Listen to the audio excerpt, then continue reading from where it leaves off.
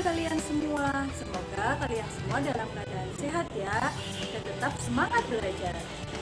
Sebelum belajar dimulai, marilah kita bersama-sama berdoa agar materi yang dipelajari pada hari ini dapat diterima dengan baik oleh kalian semua dan dapat membawa manfaat bagi kalian semua.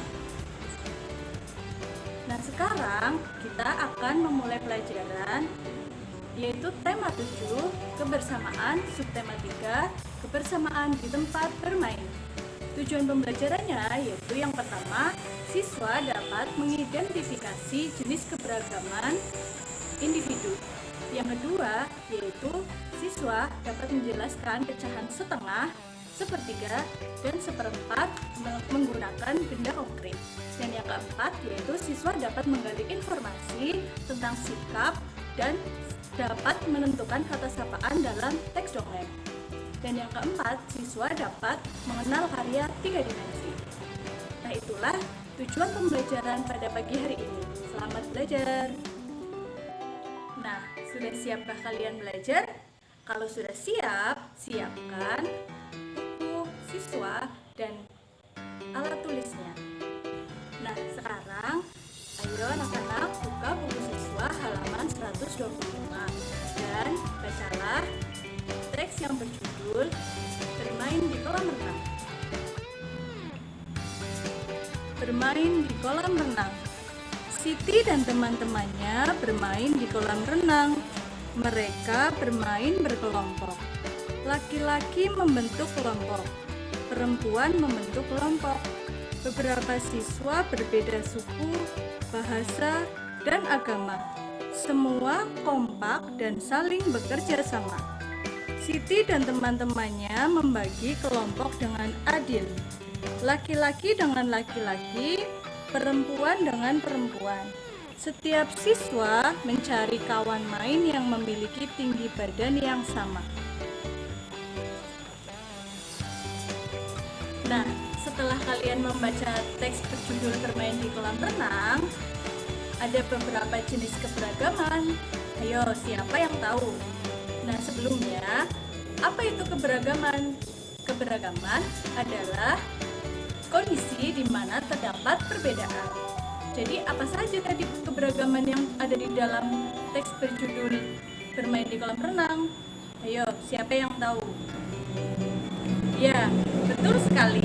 Keberagaman yang ada di dalam teks yaitu keberagaman tentang jenis kelamin, yang kedua agama, suku, bahasa, dan tinggi badan.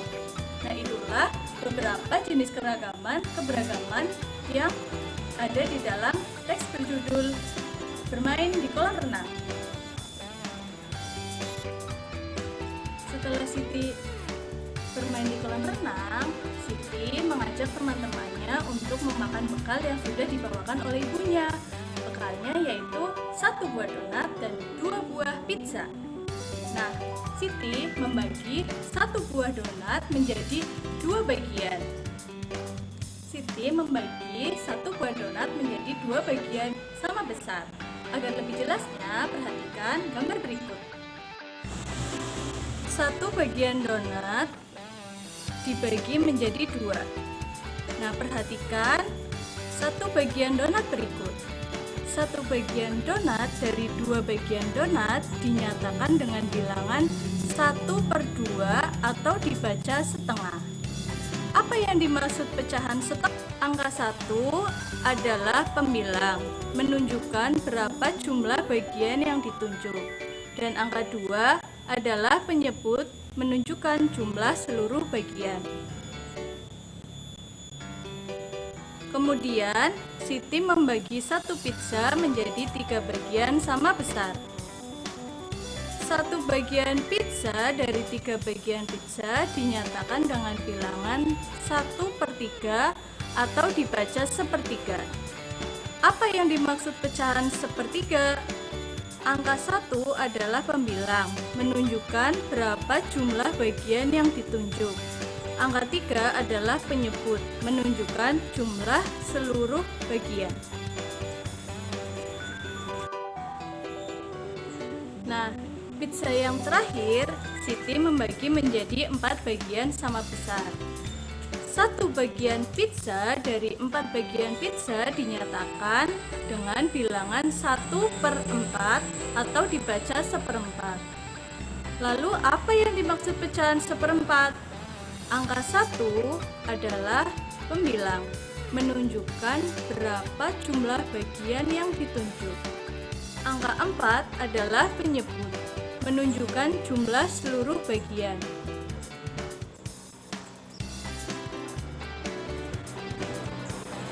Nah, anak-anakku yang pintar, kalian sudah paham kan apa itu pecahan setengah, apa itu pecahan sepertiga, dan apa itu pecahan 1/4? Sekarang, setelah Siti memakan bekal, Siti bergegas untuk pulang.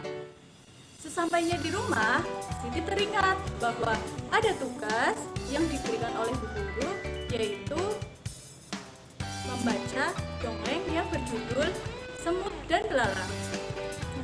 Ayo anak-anak, sekarang kalian buka buku siswa halaman 145 dan baca teks dongeng yang berjudul Semut dan Belalang.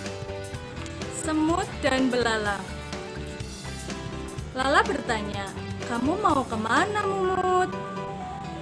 Mumut menjawab, "Aku sedang jalan-jalan sambil mencari makanan lah." Lala menjawab, "Hati-hati di jalan, Mut. Semoga kamu mendapatkan makanan yang banyak. Aku pergi dulu ya." Kemudian Mumut berkata, "Iya Lala, kamu juga hati-hati di jalan." Mumut bertemu dengan Kribo. Mumut bertanya, "Ada yang bisa saya bantu, teman?" Kemudian Kribo menjawab, "Emang kami teman kamu? Jangan sok jadi teman lah.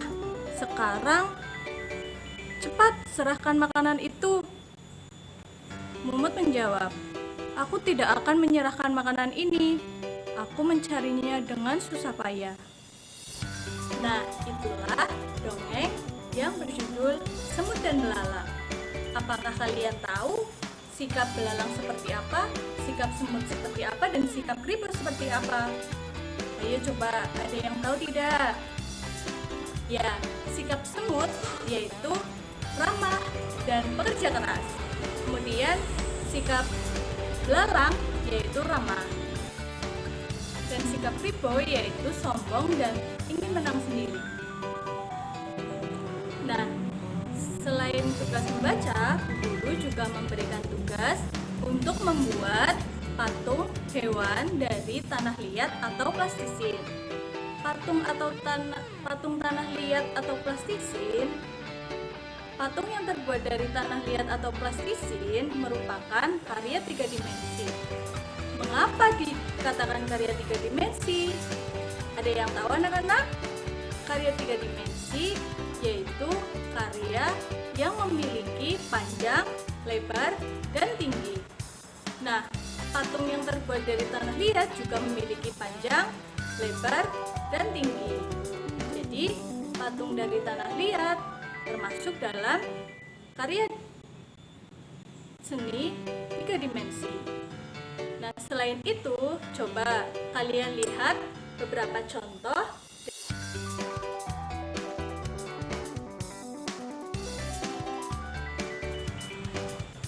Nah, itulah pelajaran pada pagi hari ini. Semoga dapat membawa manfaat untuk kalian semua dan tetap semangat belajar ya anak-anak. Cukup sekian dari Bu Guru. Wassalamualaikum warahmatullahi wabarakatuh.